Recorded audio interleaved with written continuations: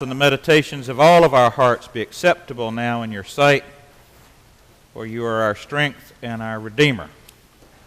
Amen. Jesus, the wandering rabbi who goes from town to town, meets lots of different people, eats with lots of different people, eats with the high and mighty. Sometimes when he goes into a town, the head scribes and Pharisees of the town invite him. Sometimes when he goes into the town, he eats with the sinners and the people who everybody else has kind of looked over. Sometimes he eats with the poor. Sometimes he fellowships with just his own band of 12. He likes to teach when he is having fellowship meal with friends and neighbors and disciples.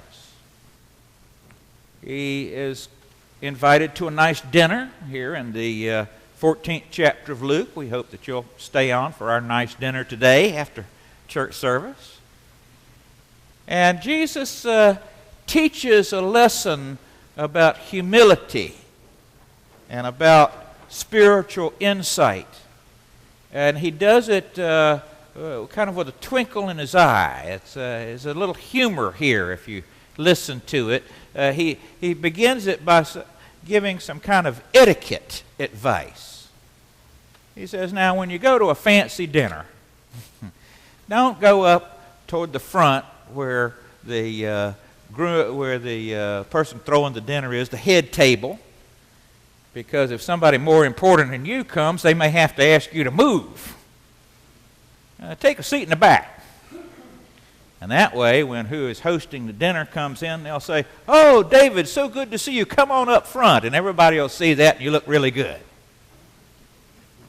Don't seek out the top place and the most visible spot. Take the back spot and let them bring you forward. Jesus is speaking to deep matters, even though he is using this kind of facile, really little etiquette advice. Because what he's really speaking to in this passage is, well, what is it that we really want? We all want recognition, don't we? We all want recognition. We all want to be identified. We all want to be brought to the front. We all want to have a little bit of special attention. And this is hardwired into us from the time that we're children, right? You get 3 children in a room and an adult walks in, what's going to happen? They're going to start competing for that attention. And pretty soon, after a while, a pecking order is going to get worked out. You're going to have the one that gets the most attention, the one that gets the middle amount of attention, and the one that gets the least amount of attention. That's human nature. And it goes with us all through life, doesn't it?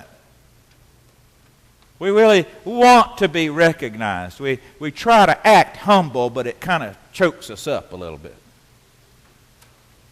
My mother used to have a wonderful phrase. Whenever I'd do something I was proud of, she'd say, well, don't let that halo slip down and choke you, David. We all want recognition. We all want to be special. We all want to be the one who said, come on up front now. Come on up so everybody can see you.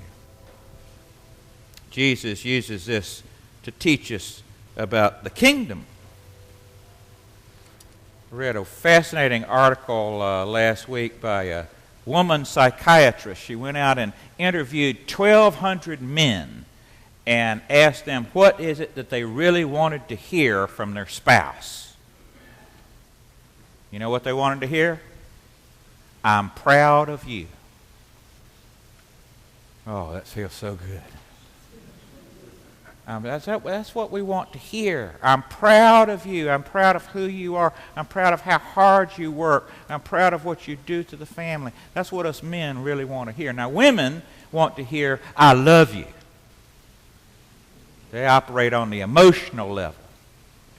And men, when they say, I love you, there's always just a little bit of a question mark, because that means to them, I love you now, what do you expect from me? It's a conditional thing. Guys are nodding their heads back there. But what us guys want to hear is, I'm proud of you. I want that recognition. I want someone to see how hard I've worked. We all want recognition. We all want the place of honor. Jesus uses this little parable to prick our conscience and ask us the deeper question, what is it that you really want? And then he goes on to say, now when you throw a big dinner, don't just invite your friends and your neighbors and the people who will invite you for another day. Go out and bring in the poor and the crippled and the lame and the lost.